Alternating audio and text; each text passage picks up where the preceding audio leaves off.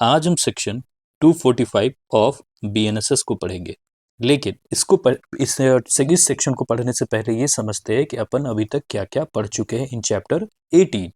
ठीक है, chapter 18 discharge के बारे में बात करता है, जो चार्ज जो मैजिस्ट्रेट लगाते हैं ना एक्यूज्ड के ऊपर, उसके बारे में डील करता है चैप्टर 18।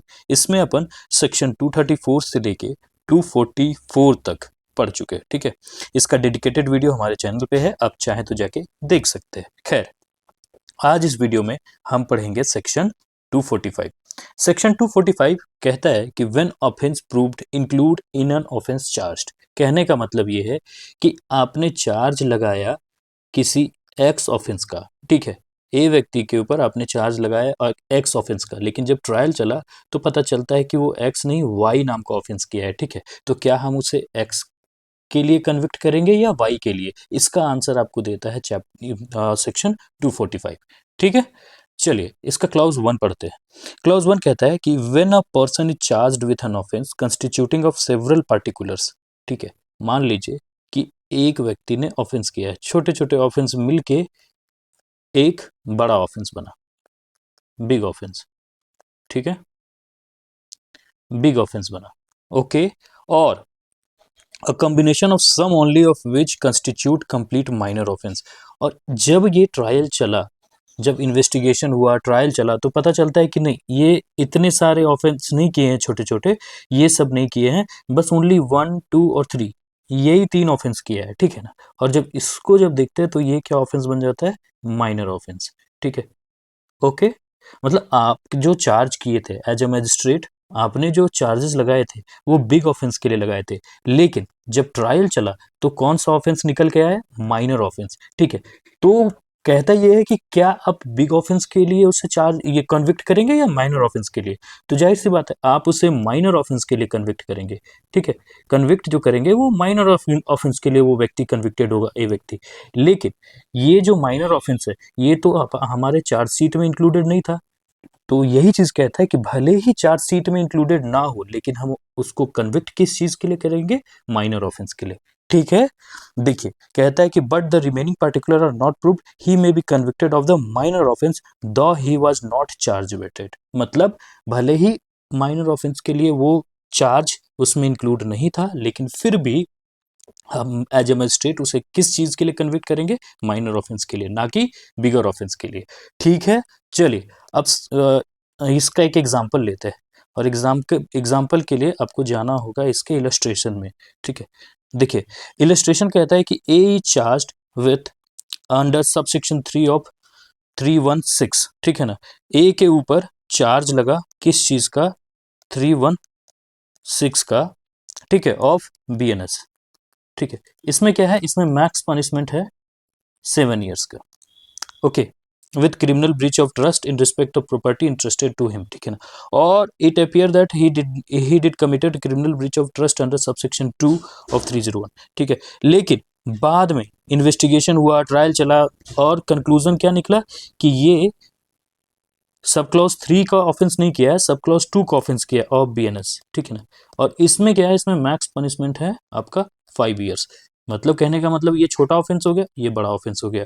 इसमें क्या है कि ये जो ये सेक्शन है बीएनएस, ये बात कहता है कि अगर कि मान लीजिए कि आपके पास कोई प्रॉपर्टी कोई दिया है आपको रखने के लिए, और फिर उसके ऊपर आपने क्रिमिनल ब्रीच ऑफ ट्रस्ट किया है, तो आपको 7 साल का सजा होगा। और ओनली अगर क्या आपने क्रिमिनल ब्रीच ऑफ ट्रस्ट किया तो आपको 5 साल मैक्सिमम सजा होगा। ठीक है, तो आपको चार्जेस लगे थे 316 के सबसेक्शन 3 के, लेकिन प्रूफ क्या हुआ कि 316 के सबसेक्शन 2। तो आपको जो कन्विक्शन दिया जाएगा, मजिस्ट्रेट जो कन्विक्शन देगा आपको, वो किस चीज का देगा? 316 क्लॉज 2 का। ठीक है, भले ही ये जो 316 क्लॉज 2 है वो आपके चार्जशीट में ना मेंशन किया हो। ठीक है, चलिए अब सबसेक्शन 2 समझते हैं।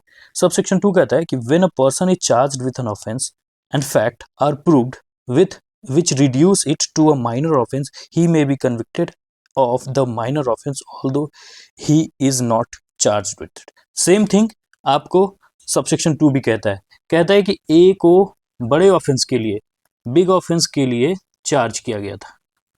ठीक है, चार्जशीट में क्या लिखा हुआ था? Big offence.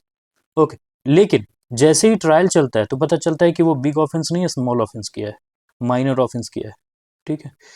तो और ये तो यहाँ चार्जशीट में क्या लिखा हुआ है, बिग ऑफेंस, और किया कौन सा है, स्मॉल ऑफेंस। तो उसको जो कन्विक्शन मिलेगा वो किस चीज़ के लिए मिलेगा, कन्विक्शन मिलेगा स्मॉल ऑफेंस के लिए, ठीक है। ये बात कहता है, भले ही ये स्मॉल ऑफेंस यहाँ पे मेंशन नहीं किया होगा चार्जशीट में, ठीक है। सेम एग्जांपल आप ये कोट कर सकते हैं, ये 316 क्लॉज 3 वाला और 316 क्लॉज 2 वाला, ठीक है। चलिए अब सबसेक्शन 3 पढ़ते हैं। When a person is charged with an offence he may B convicted of an attempt to commit such offense although the attempt is not separately charged। कहने का मतलब ये है कि मान लीजिए कि एक व्यक्ति है जिसने मर्डर का क्राइम किया, ठीक है ना, और उसके ऊपर चार्ज कौन सा लगा, मर्डर का, लेकिन चार्ज फ्रेम कौन सा हुआ था, मर्डर का, ठीक है। लेकिन जब ट्रायल चला और जब कन्विक्शन देने की बारी आई तब पता चलता है कि वो मर्डर नहीं था, ओनली अटेम्प्ट टू मर्डर था, ठीक है। तो और ये जो अटेम्प्ट टू मर्डर है यहाँ चार्जशीट में मेंशन नहीं है, तो क्या अटेम्प्ट टू मर्डर के लिए कन्विक्शन किया जाएगा, जाहिर सी बात है कन्विक्शन किया जाएगा, ठीक है। उसे मर्डर के लिए कन्विक्शन नहीं करेंगे, ओनली अटेम्प्ट टू मर्डर के लिए कन्विक्शन करेंगे, ठीक है। इसका एक और एग्जाम्पल है, यहाँ पे आप देख सकते हैं, एक सेकेंड, यहाँ पे आप जो इलस्ट्रेशन 2 है इसमें दे रखा है ए चार्ज्ड अंडर सबसेक्शन 2 ऑफ 117 और भारतीय नागरिक संहिता with causing grievous hurt, he proved that he acted on grave and sudden provocation, he may be convicted under subsection 2 of इतना, ठीक है ना। कहने का मतलब ये है कि देखिए 117 सबसेक्शन 2 BNS कहता है इसमें आपको मैक्स रहता है 7 ईयर्स का पनिशमेंट, ठीक है, 7 ईयर का पनिशमेंट। और अगर के आप 122 क्लाउज 2 पढ़ते हैं और BNS, इसमें मैक्स है आपका 5 ईयर का पनिशमेंट, ठीक है। और ये जो पनिशमेंट है ये चार्ज में मेंशन है, और ये जो पनिशमेंट है ये चार्ज में मेंशन नहीं है, लेकिन जब ट्रायल चलता है तब कौन सा चार्ज प्रूफ होता है, ये वाला नहीं।